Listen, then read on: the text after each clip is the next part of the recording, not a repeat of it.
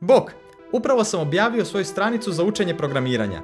Na njoj uz sve videe s ovog kanala za programiranje 1 možeš naći hrpu zadataka za vježbanje programiranja.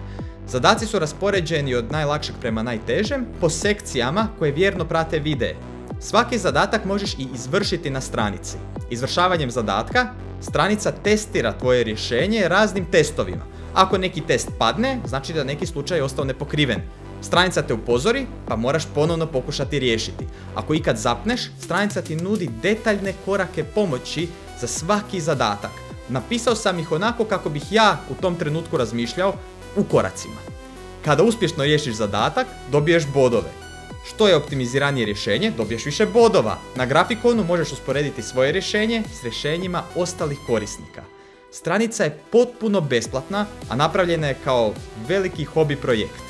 Dostupan je i izvorni kod ove stranice, pa možeš i na to baciti oko. A za sada, pa pogledaj što te čeka tamo. Možeš li riješiti sve zadatke?